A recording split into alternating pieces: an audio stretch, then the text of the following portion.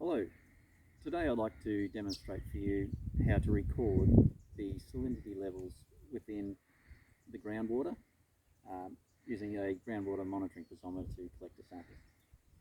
For this you will need 4 pieces of equipment, a tape measure with a plopper attached. The plopper has a hole at the top which enables you to collect a water sample when you drop it down the piezometer. You'll also need a salinity meter. This enables you to actually measure the amount of salt that's in the groundwater.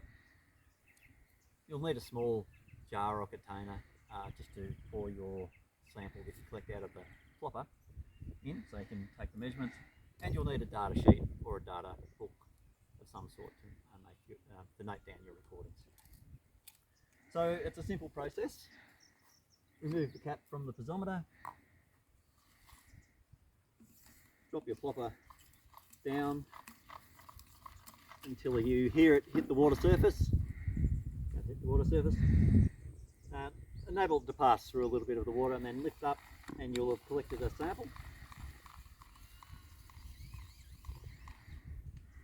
Now it's always a good idea to at least once rinse your plopper and your sample jar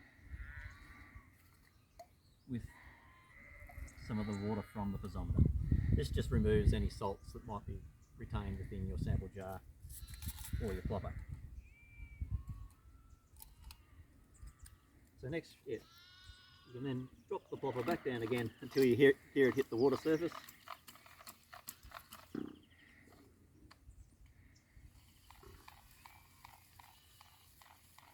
Retrieve the plopper. It has the water sample. Pour it into your sample jar. Then we use our salinity meter. If you've got this type, the on-off button is at the front, so you just give that a quick push and you'll see that you've now turned it on. You then place the salinity meter in your sample.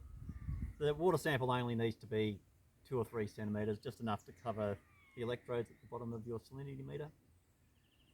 We need to leave that in there for 20 to 30 seconds for the sample to stabilise. And this meter is recording 1.5, and that's 1.5 decisiemens per metre.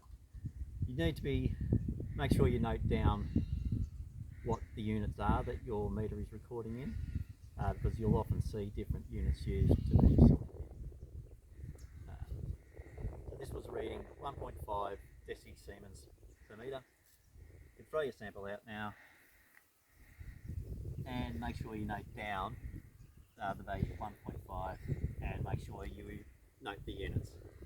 So it's also a good idea to rinse both your sample jar and the salinity meter with some deionised water, or if you're rainwater, as long as the water you're using is reads 0 if you use the meter. So give it a good rinse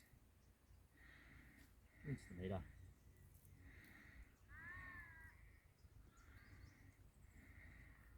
And always replace the cap on your piezometer, and that's how we record groundwater salinity.